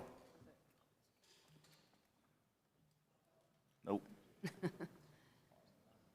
You know what? Maybe or move to the end one, maybe, whatever. Let's try that again. Okay. All right. I've been accused of many things, but being not loud enough for people to hear me is not one of them. But I appreciate your question, Representative. I just want to make sure that I'm understanding correctly. You're referring to community engagement requirements in the SNAP program, correct? Yes. Okay. And your question specifically is whether or not caregivers within the household may qualify for an exemption. Not necessarily caregivers, others living in that household. Okay, so I would answer it in this way. For SNAP, we are determining eligibility for the household. So individuals within a household who may be applying, there are some people who are direct beneficiaries of that SNAP benefit. It is very possible that there may be individuals residing in the household that may become a part of our calculation for eligibility determination, but may not be direct benefit recipients. So in the case that you're describing, is it possible that you may have an individual in the household that's providing caregiving to an individual? It may very well be the case that they are not a direct SNAP recipient themselves, therefore would not be subject to the work requirement. The slightly different interpretation I think I hear you asking is, and please, I don't want to put words in your mouth, so tell me if I've got this wrong. Is there a scenario where there's an individual in the household that is providing caregiving to a dependent who is receiving a SNAP benefit? Can they provide coverage, essentially, for the other adult who is receiving SNAP? That adult still would be subject to the work requirement. It depends on whether or not the dependent is claimed within that household as a part of the benefit. The concern is that we could have adults in this house where there is a 14-year-old that may not qualify or could be fraudulent by using the address of that person to be able to receive the benefits. That would be my concern if they're not a direct caregiver to that individual under 14. I'm not sure I'm tracking your example. So again, please, I do not want to put words in your mouth. Please tell me if I'm not characterizing this correctly. The example you're describing is if we've got a SNAP household, let's say there's 3 adults and 2 children, one of which is a dependent. In your example, are you describing all adults being a part of the SNAP benefit receipt? And not being direct caregivers or parents, yes. Right, so each adult, able-bodied adult, would be evaluated if they are subject to the work requirement, if they are receiving the SNAP benefit. So they each have their own criteria that we would carefully evaluate to determine whether or not they're subject to the work requirement, whether or not they are meeting it. And that is, again, specific to if they are members of the household that are counted as a part of the eligibility determination. Thank you very much. Thank you. Thank you. Thank the gentleman. Representative Gina Curry. Thank you, Chairman. Hello. Thank you for being here today. It's always good to see you and your staff. I have a question around mental health and substance abuse services this morning, and it's particularly regarding a program or a work group that is referred to as the Pennsylvania's Black Youth Suicide Prevention Work Group. I'm concerned about the troubling rise in suicide rates, suicidal ideations, and attempts among Black youth. Could you discuss what specific actions or programs have resulted from the work group's efforts? And how is DHS ensuring that the voices of Black youth, families, and trusted community organizations are not only represented in the work group, but also meaningfully shaping the programs and services being implemented? And before you answer, I do want to say thank you for the responses that you gave on the 988. I've been looking into that program, and I see that it's up about, on my statistics for the 164th legislative district in the county that I serve in, it's up about 49% in calls. So I'm really curious about the work group and what they're finding, but I'm also want to mention the legislative efforts in House Bill 564 around education and public awareness. It's out here so that we can really understand what this looks like. Yeah. Thank you, Rep.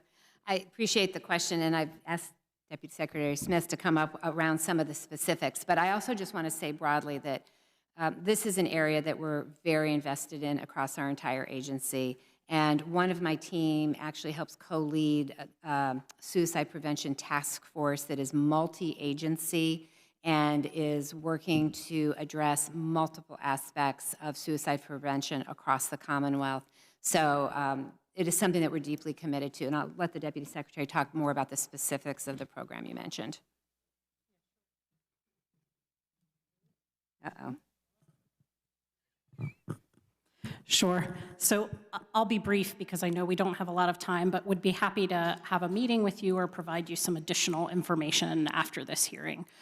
We've been working on Black youth suicide prevention specifically for the last approximately 3 years with some grant funds that we've received, and we've done partnerships with a couple of organizations. One of those was Lincoln University, where we hosted some roundtable discussions with Black youth. That included high school students, that included college students, and young adults, where they were carefully facilitated sessions, where we created open environments for the youth to provide honest feedback with us about what were some of the challenges that they were facing as children, youth, and young adults. So we've hosted one of those just as recently as about a month ago, a couple weeks ago. We're hearing a lot of the same themes coming out of those work groups, and some of them are things that we've already talked about here today in terms of lack of access to some of those social determinants of health, things like housing access, food security challenges, equity and discrimination in different settings. So nothing really shocking in terms of the things that we're hearing. What we plan to do then is take all that information that we've gathered from those roundtables that have been hosted in several different geographic areas and pull together some concrete recommendations around what we could do to address the concerns that we're hearing, which could include some things that we could partner with the Department of Education on in our school systems. It could include partnering with some of our county partners to do community-based type work, or lots of other things. So if you're interested in more, we're happy to give you more. No, absolutely. I also, before my time is up, I want to talk really quickly about the crisis centers, the accessibility to the crisis centers for families. Really, when we're looking at those families where culturally responsive prevention strategies are necessary, and we're looking at high school students or middle school students, where do you think the current funding levels are sufficient to sustain and expand culturally responsive suicide prevention programs across the Commonwealth? Yeah, I think, again, I'll just do a second and let Jen take the rest, but we have been working to expand crisis response services across the Commonwealth. That's been a priority since I've gotten here, and I'm very happy to say that all 67 counties have some kind of mobile crisis response now. It's not always 24/7, but we've made huge strides there. And I think that this is an entire system that we're hoping to build out, somewhere to call, 988, someone to respond, and then somewhere to go. And to go could be a crisis stabilization center or other higher level of care if that's what the person needs. But we find that if we do number 1 and number 2 well, we don't need much of number 3 because situations can be handled and de-escalated either on the phone or by a mobile crisis team. So, thank you for that. My time is up, but I definitely want to, come to you and find out more. And thank you for all the work that you're doing around our youth and mental health issues. Thank you. Thank you, Chair.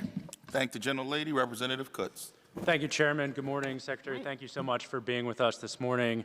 As you know, this year brings a major change in how Pennsylvania calculates Medicaid nursing facility rates. And at the same time, the budget adjustment factor, the statutory reduction applied to those rates, is up for reauthorization. Given that timing, it's only prudent to make sure the final rates nursing facilities actually receive continue to support access and quality statewide. Now, DHS estimates that once the BAF is applied, about half of nursing facilities would actually see lower final payment rates under the new methodology than they receive today. So I'm curious, what analysis, if any, did your department do to ensure that those final rates won't reduce access or harm quality? And what warning signs or specific thresholds would prompt DHS to tell the General Assembly if the BAF cut is getting too deep? So thank you for that question, Representative. And I'm gonna unpack your question a little bit. So the BAF, which we made a handout because the BAF is complicated, so I urge you to take a look at this, and I'm happy to talk about it, is separate from what I think that you are talking about with the new federally mandated change to the patient-driven payment model that we are now required federally to use. That moves us away from the prior resource utilization group calculation. To put that into just plain language, the new system pays for the acuity of patients. The easiest way to think about this is, in this new paradigm, a hospital that takes care of a whole bunch of people who are on ventilators, who have tracheostomies and require a ventilator to breathe, they're now going to get money under this new paradigm. The old paradigm really paid for the volume of care rather than how complicated the patients were in any given facility. So this is an important change. It will actually support our nursing facilities that are taking care of our most complicated patients, and it is federally mandated. That is going to change somewhat funding that different nursing facilities are going to get, depending upon the acuity of their patients. Yeah, so that's what I want to dive piece. into a little bit there. Yeah, that's one piece. Is that's we still have to consider the net result here. So I'm just curious if your department did any sort of analysis to ensure that as these rates are changing, we maintain that access to quality. Is there any internal processes that your department did? So those calculations are totally separate from the BAF. And the BAF is simply an adjustment factor based on the budget that you all appropriate to DHS for this purpose. Generally speaking, the costs of the nursing facilities come in, and they're redetermined regularly, higher than the money that's been appropriated.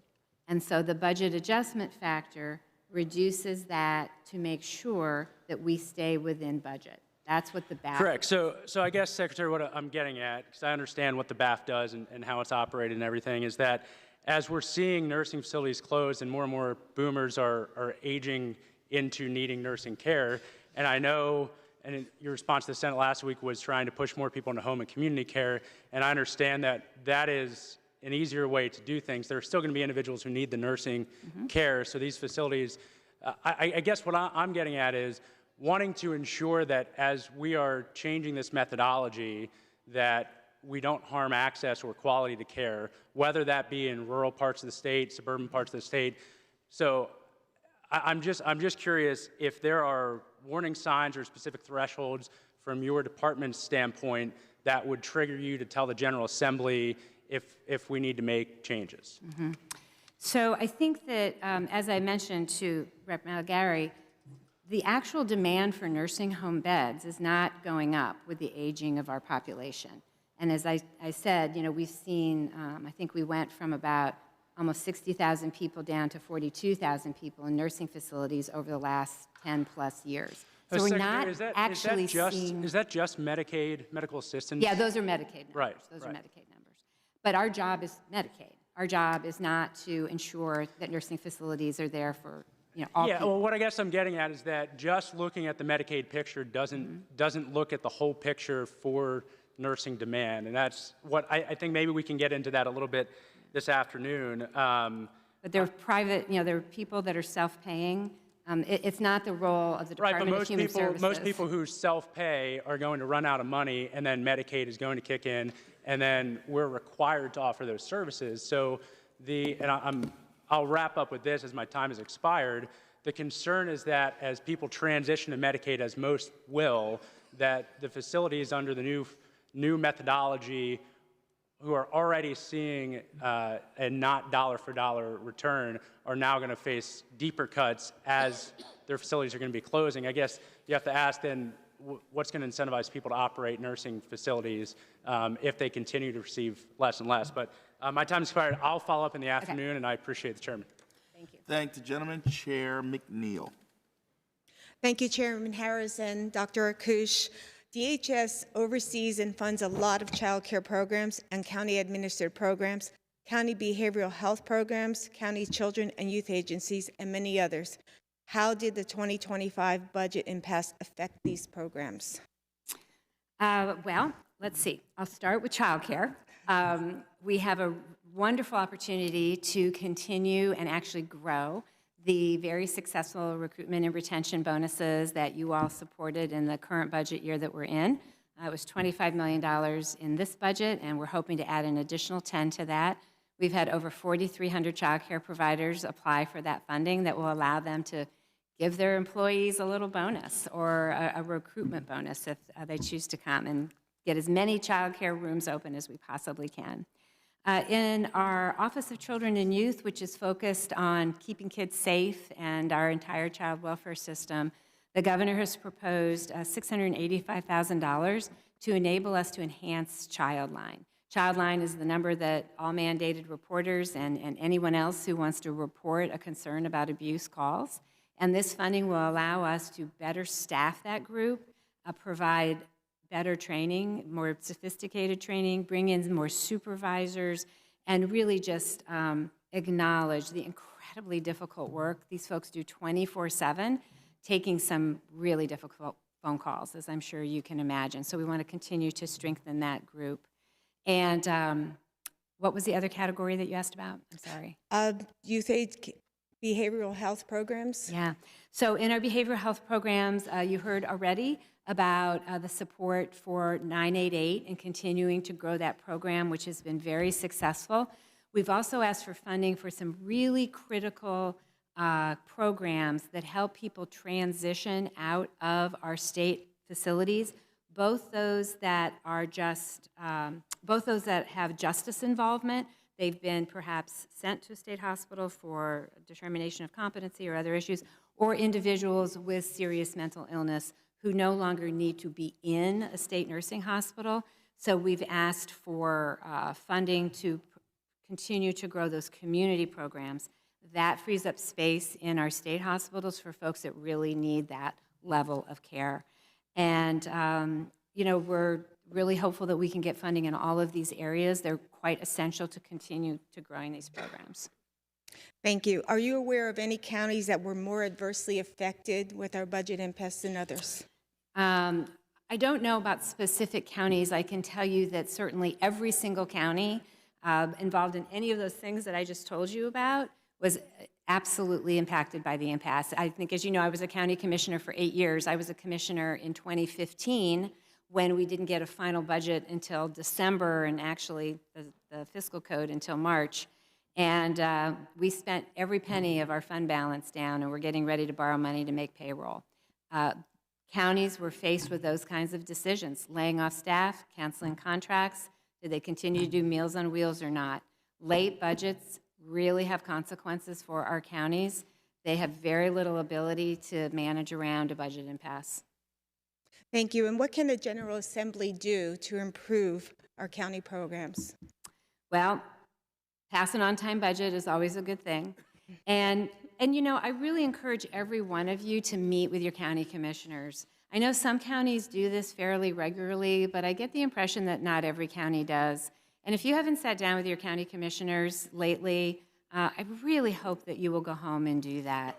You know, I have spent so much time all across the Commonwealth between the Rural Healthcare Summits, the Housing Action Plan listening summits, our Maternal Action Plan, which we're about to announce. We had a number of listening sessions around that. And every county is a little bit different, and the strengths and the needs are a little bit different. And sitting down with your own county commissioners is the best thing that you could do to really understand what their priorities and needs are. Thank you. I have one more question, switching topics. The governor mentioned enhancing Childline in his budget address. Can you share what that will look like? Yeah, so to give you some more specifics around that, it would allow us to hire 20 additional staff, and also I think 5 of those would be supervisors, and it would enable us to enhance training and make sure that they had the supports that they needed for that 24/7 work that they do. It would also help us move toward a system that is looking at the needs of a child a little more holistically, and to consider whether or not, in a particular circumstance, a child could be referred to a county human services team or community-based organization because the child really just needs food. The parents aren't withholding food, the parents just aren't able to provide enough food. That doesn't need to go into child welfare necessarily. A parent that was withholding food from their child, that's a very different circumstance, and that child should go into child welfare. So we're trying to also take some of the burden off of our county offices of children and youth by making sure that the cases that are referred to them are really the cases that require that level of expertise and engagement. Thank you. Thank you. Thank the gentlelady.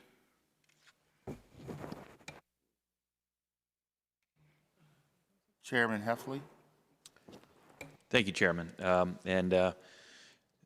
Thank you, Madam Speaker. As we know, DHS is a very large part of our state budget. I think the proposal for this year is $21.94 billion. When I first came in, that was about the entirety of the state budget. So these are a lot of dollars, and we do a lot of good work in this Commonwealth. And I think both sides of the aisle are very committed to making sure that those that rely on these services, that rely on this funding, get the services that they need. And also, at the same time, we want to make sure that these services are provided to the people that are entitled to them, and we cut out that waste, fraud, and abuse in the system. So with that said, I recently learned of some challenges that some of the providers are experiencing when submitting clinical information for Medicaid assistance or medical assistance. And it really comes down to a fax machine. I guess we still use them in the Commonwealth, which is kind of a little bit of a step back from where we could be, especially when we have the governor talking a lot about efficiencies and opportunities and transformation. So I guess the issue is, as these providers are providing these services, and we talk about hospital and providers struggling and closing, to make sure that when they're submitting their paperwork, that we're getting it done properly, so that they're getting the proper reimbursement, and we're not creating additional administrative hurdles where that person is sitting at the desk for hours working on something that could have been approved. And I guess it has to do with the faxes not going through properly, and then the claims being denied. And then there really is the appeal process is cumbersome and pretty much non-existent. Is that something, I know, is that something that we're working on to try to cut down on those administrative burdens to our providers? Can we scan an email versus faxing? So prior auth is the bane of every provider, and it's not just the Medicaid program. Many insurance companies are still using faxes. So I just want to level set with everybody that it's not just us. However, this is the year that we start to fix that. And we're really excited about some of the steps that are being taken in our Medicaid program. We have been in a process of replacing and modernizing our Promise system, and that is our Medicaid Management Information System. And we are getting a new module that is going to let us streamline the prior authorization functions, which is what you're talking about. That's what these providers are complaining about. The next phase, which is currently in a pilot, will provide a prior authorization portal to allow providers to enter and manage their authorization requests. So to your point, they'll be able to just actually go online when this is fully implemented, and they will be able to put in that request. They will not have to fax or call like they do today. So that portal is scheduled to be released in the summer of 2026, and then we're in the final procurement phase for a new provider management system that would allow providers to enroll, revalidate, change their address, and check on the status of applications, resulting in less need to interact with staff or that whole host of interactions. And there'll be a piece of that that we hope will be able to actually automate some of those prior authorizations. So once they input the data, we'll be able to cross-check that patient, and if that is something that would be authorized for that patient, it'll just happen automatically. So we hear your providers, and we're in the process of fixing it. In the interim, is there a way that we could kind of help those providers to recoup some of the cost that they had laid out and that they weren't reimbursed for? Because, I mean, as we talked, I mean, obviously the reimbursement rates are low for Medicaid. Medicare reimbursement rates were cut when Obamacare was implemented to pay for Medicaid, which has low reimbursement rates. So with all that said, private insurance has to pay more for all that. Is there a way that we can try to at least get these dollars to these providers as best we can? You know, if you've got providers that have specific issues that for some reason had trouble with the appeal process, we'd be happy to meet with you and get those specifics. All right. And then one other thing, Act 45 of 2025 included significant permitting reforms, which placed additional requirements on the agencies. And I know we recently penned a letter, myself and several of the committee chairs, asking DHS what they're doing to comply with that Act 45. And I believe that according to the Office of Transformation and Opportunity, I think there's quite a long list under DHS that would be dealing with permitting reform. Is that something that I think you can shed a little bit of light on now, or? Yeah, I'm guessing that for us, they're really talking about like licensing and certifications. Yeah, I mentioned earlier that we do license 11,093 facilities. As far as I'm aware, we are meeting all the metrics that the governor laid out with that permitting reform on timeliness, and we have not had to give any refunds. You know, that was part of the program, was that you would actually have to pay somebody back if you weren't done timely, and I am not aware that we've had to refund anybody. All But right. if there's particular programs you have questions about, or anything, we'd be happy to follow. I think it was just overall like the setup, how it's going to be, how they're going to comply with that. Each one of our program offices is in charge of different things, and each of those things, like childcare providers, have different licensing requirements than people that serve folks with intellectual disabilities and autism. So, like, if you have specific questions, we'd be happy to share with you like, what those requirements look like and how we meet those requirements. All right. And I just want to thank you. I know we have our quarterly meetings, and it is important. We may not agree on all the issues, but it's important that we work together to provide these services for those that depend on them in our community. Thank you, Madam. Appreciate it, too. Madam Thank Secretary. Thank you. Chair Williams. Chairman, thank you. And Dr. Arkush, thank you and your staff for your presentation today. Let me just say on a personal level how much I appreciate the work your organization does, your department does, particularly on behalf of those often referred to as the least of these. I think we've already heard, though, that the federal changes to the SNAP program have resulted in people being disenrolled due to work requirements.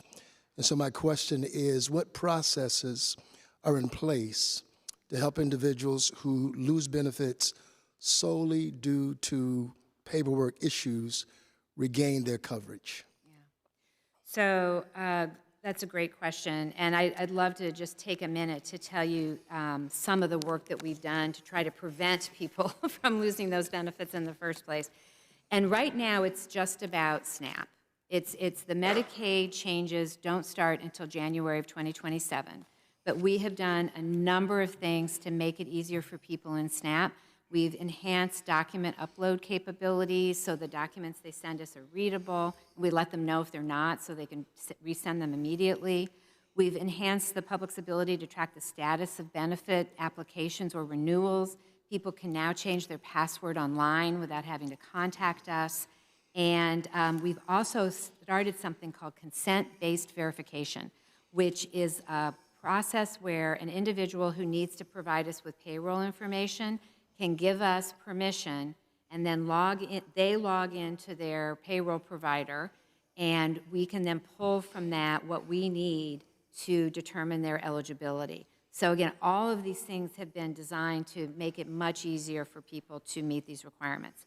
If somebody in SNAP has not been able to report adequately that they're meeting these requirements, they can come back anytime. And so once they get to that 80 hours, whether it's going to school part-time, working part-time, volunteering part-time, they can always come back. We have worked hard to get people information. We have created a way through PA Navigate for people to look for volunteer opportunities in their zip code. And these are nonprofits that have raised their hand and saying, hey, we have volunteer shifts. Come do us, and you can give 5 hours a week with us. And we'll document that for you.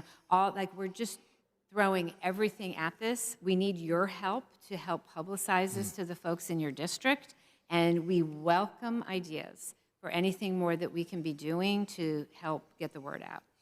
I appreciate that response. Let me add then, given the risk that similar federal reporting requirements could cause eligible individuals to lose medical assistance coverage beginning in January, what steps is the department taking to minimize administrative disenrollment, and what actions can the legislature take to help ensure eligible individuals maintain that coverage? Mm-hmm. So one of the first things that you all can do, as I've mentioned, is just help us get the word out. People consume information in all different ways. So your newsletters, your social media might be something your constituents look at. They never look at ours. So we've got graphics available to you, all the stuff on that dhs.pa.gov/work. We encourage you to go there. We are about to convene, starting tomorrow afternoon, an HR1 work group, and we do have legislative representation on that. We are up to about, 35 plus folks representing all kinds of different entities, community-based organizations, legal services, all of our Medicaid advisory groups, a whole host of folks, and we're going to be working with them and meeting with them regularly and sharing information with them. We have a Substack that people can sign up for, and we are pushing out weekly updates through the Substack channel about what actions folks can take to help get the word out and giving people actionable things that they can do. We are doing everything that we can think of to help get the word out. The volunteer community has been great. We've had so many nonprofits raise their hand to be listed on PA Navigate. We are about to announce, in fact, I think we've actually gone live now. Governor Shapiro gave us our Office of Information, our Office of Income Maintenance, permission to broaden out the number of programs that are certified as meeting SNAP training program requirements. So we have a group of programs that are employment and training programs designated under SNAP, that if you enroll in one of those, you automatically meet the requirements. But there's a lot of other job training programs out there, and so we are about to undertake a whole process to contact them all, and the ones that offer programs that meet the SNAP requirements, we're going to certify them in a one-page process that they have to do, and we'll be listing those on our website. So we're just, anything that we can think of to create more opportunities for people, we're doing. Listen, I appreciate the comprehensive nature of your responses. My time has run out. Chairman, thank you. Madam Secretary, thank you. Thank you. Thank the gentleman. Chair Klunk. Thank you, Mr. Chair, and thank you, Secretary, for joining us here today. We talked earlier about child care staff recruitment and the retention program, and as a young mom with many friends who have young children at home, this is a very important issue of child care to those families. You stated that 4,300 providers applied for the $25 million that was appropriated. So my questions go to the oversight of this. Once a provider submits their final expense report by July 31st, 2026, will DHS be providing the statistical information from these reports to the public and to the legislature? And if yes, when can they be expected? And I ask because these are taxpayer dollars, and our taxpayers would like to know if those taxpayer dollars are actually working. So your question is, will we give you an accounting of like where each of the dollars went, which child care providers? Correct. Yes, we can do that. We can provide that. Yes, that is great. Thank you so very much.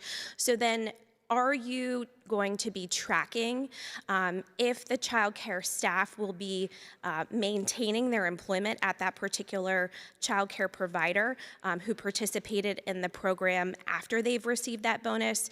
And then how are you checking to ensure that those child care providers are retaining those employees that are receiving that bonus? Will we have data on that? Yeah, I'm going to ask Deputy Secretary Brown to come up. I don't know that we've put in place an actual tracking system just yet. Honestly, Representative, because we didn't have a budget, we have been 100% laser focused since January 1 on getting the process in place for these providers to actually apply. That's been job one. And so I will turn over to Secretary Brown, but we haven't quite gone into the, okay, then what? Yes, so Representative, we actually will be providing a report that you asked for. So that is actually a requirement to those funds. We'll be providing a report at the end of it. What is not included in that report is any tracking of the funding to be able to figure out where the staff is once they've received those awards. That is not a part of the recruitment and retention report. Okay, well, I think, since the governor is asking for additional funding in this area, that as we continue these talks, as we head into next year's budget, if additional funding is allocated and if we decide to continue this funding, that we have additional safeguards on this to make sure that we know, are we recruiting and retaining these individuals? Are they staying in childcare? How long are they staying? And really, truly, are these bonuses actually working? Because if they're not working, we need to figure out a way to keep these people in this workforce and maybe shift those dollars into areas in childcare where those dollars can work better for Pennsylvania families and our kids. My next question goes to childcare regulations. We've been hearing about the child care regulation rewrite since the fall of 2021. I've been hearing about it since I became the chair last year. Back in 2022, Representative Delosier had a hearing on these regulations.